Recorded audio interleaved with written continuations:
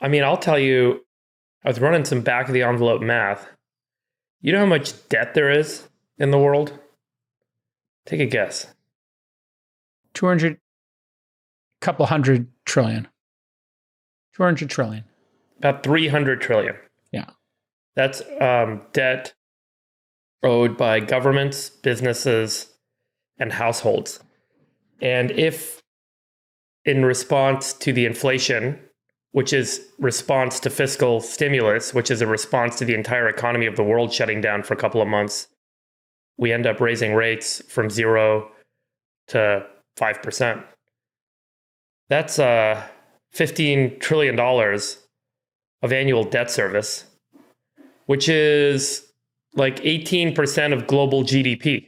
The United States economy continues to send mixed signals, with some believing it is on the brink of a recession, while others point to a stronger than usual jobs market.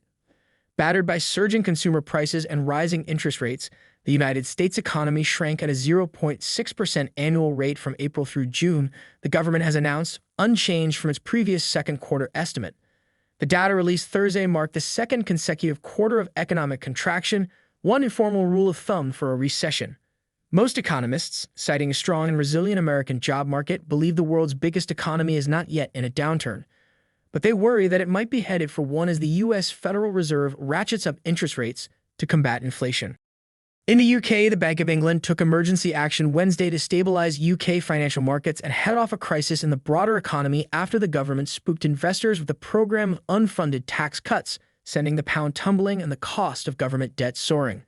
The central bank warned that crumbling confidence in the economy posed a material risk to UK financial stability, while the International Monetary Fund took the rare step to urge a member of the group of 7 advanced economies to abandon its plan to cut taxes and increase borrowing to cover the cost.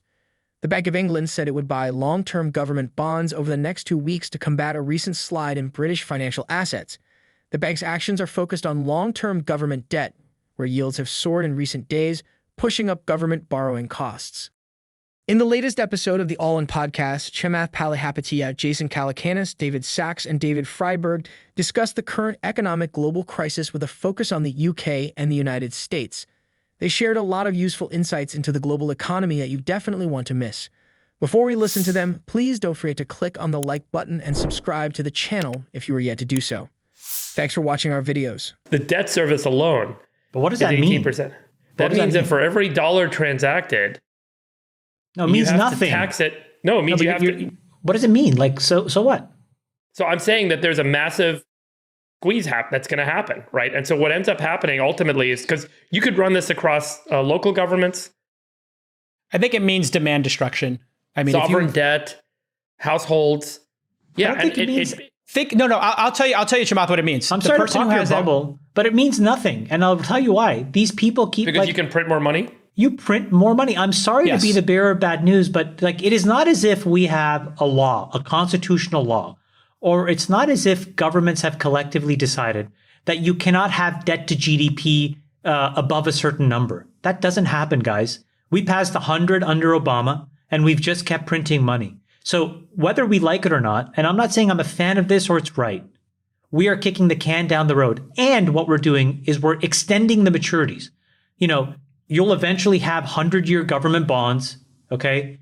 Just like you have like now, you know, multi-decade long corporate bonds. We missed a chance for that. We missed it because brilliant Yellen actually said no to that.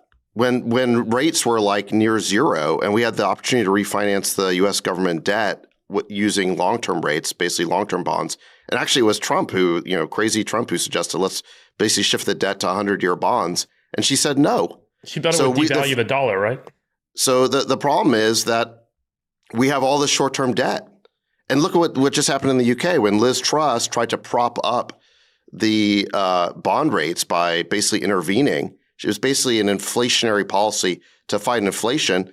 The markets puked all over that, and that's when the pound hit, you know, exactly new lows. There's only you have to have a buyer of the debt, right? I think the Liz Truss thing is really actually a microcosm of how, unfortunately, Western governments are working, but I think there's a silver lining. Like, she basically came in a day after she got elected and said, okay, guess what, guys? At the same time, I'm going to massively cut taxes and I'm going to give you fiscal stimulus. I'm going to cap your energy bills and I'm going to have these huge transfer payments from the government into the hands of British citizens.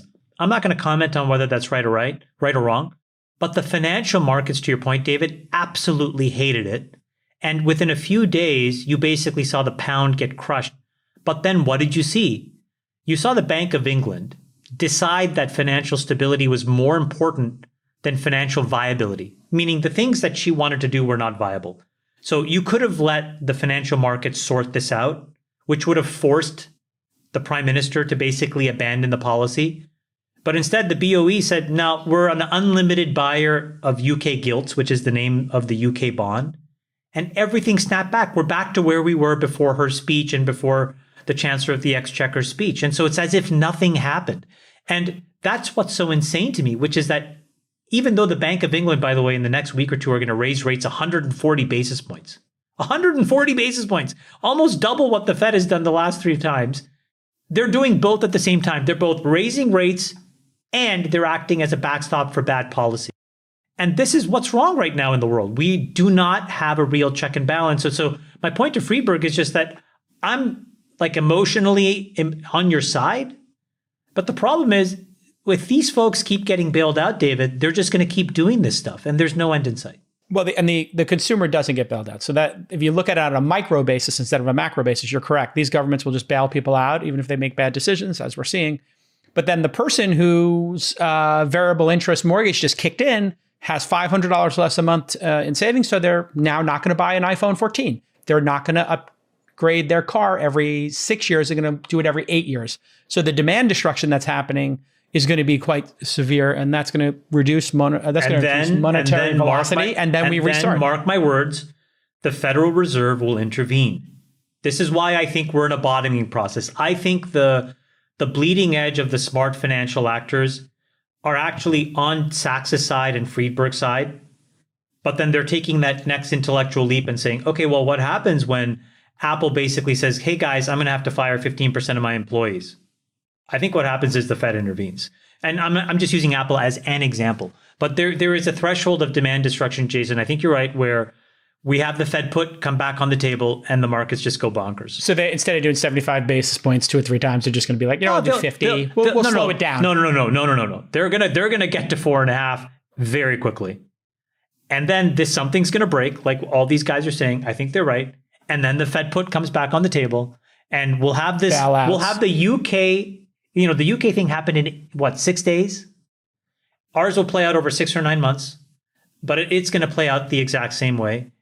And Friedberg's right. We should have capped debt at, 100% of GDP or less. And Sachs is right. We should have issued 100-year bonds at 0 rates when we had the chance. If you go back and listen to what the Fed said, and Druck makes this point, they were all worried that there was an inflation print a few years ago where it was at 1.7%, and they all started panicking about not being at 2%. So for a 0.3% move that they tried to engineer, they opened the floodgates. Okay, and that's basically what happened.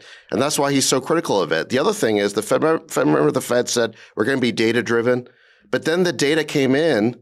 Last summer, we got that surprise 5.1% print, and they dismissed it as transitory. So they said they're going to be data-driven, but they weren't. They were dismissive. Now, on what basis did they conclude transitory? Like, what was the proof for that? There was no proof. That was a political consideration.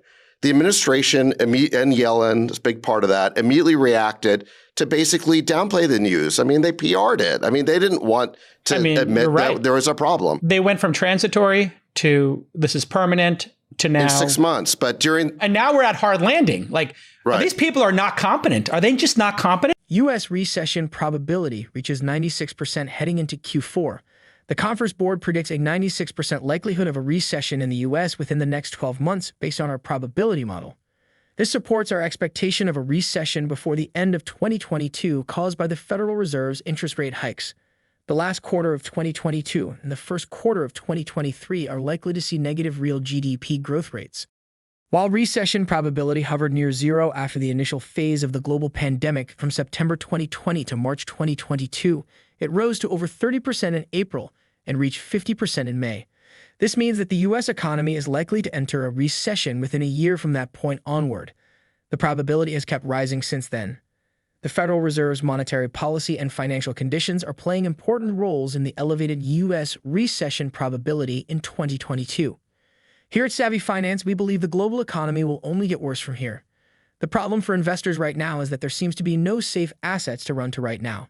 However, we believe cryptocurrency, especially Bitcoin, remains the best and safest bet right now to invest in. Whatever you do, make the best decision for you and your family.